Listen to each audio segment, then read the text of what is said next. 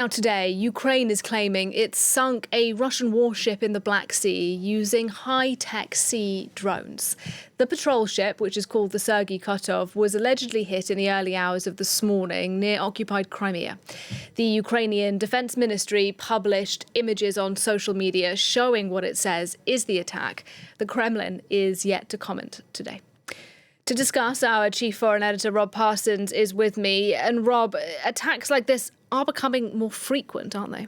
They're becoming very frequent and increasing embarrassment to the Kremlin. This is the fifth Russian naval ship sunk by the Ukrainians since November. You know, three landing craft, one corvette, a missile-carrying corvette, and now this as well. This particular ship, the Sergei Kotov, was only built 3 years ago. Yeah. We're talking about a ship that's probably worth about $65 million to build, with a crew of 60. Apparently, most of them got off, but 52 of the crew apparently were rescued.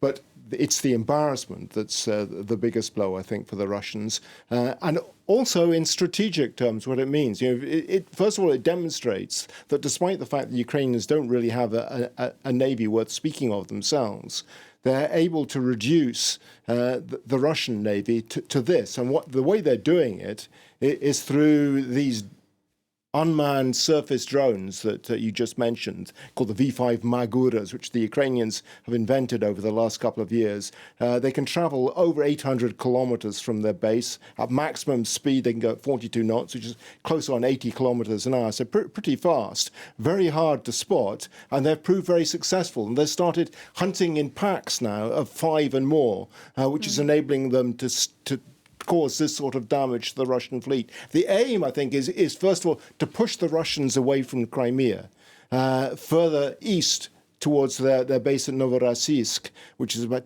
300 kilometers or so from the Crimea, to isolate Crimea and to allow Ukraine to export grain from its ports in places like Odessa, which they've already begun to do.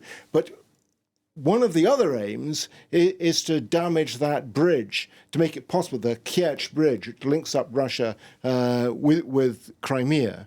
But what they need to do that is to have the Taurus missile that Germany could supply but hasn't yet supplied, which is a long-range missile, about 400, 500 kilometers. And there's a big row going on about it in the West at the moment, in Europe, about whether or not to supply it to Ukraine. Well, let's talk a bit about that then, because another angle of this story regarding the Taurus missile is these leaks from Germany that ended up in Russian media that indeed these missiles might be used in Ukraine. So rather embarrassing for Germany. How did this come about? Where are we with that? Yeah, I mean, it is embarrassing for Germany. I think primarily there has been a leak at all.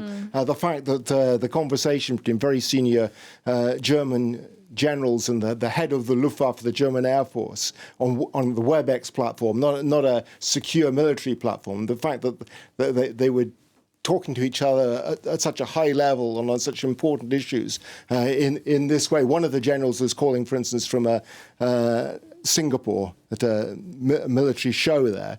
That's embarrassing in itself and has caused ructions in the alliance, although it's been played down since. But what it shows is the debate going on inside German military circles about whether or not to supply the Taurus to Ukraine.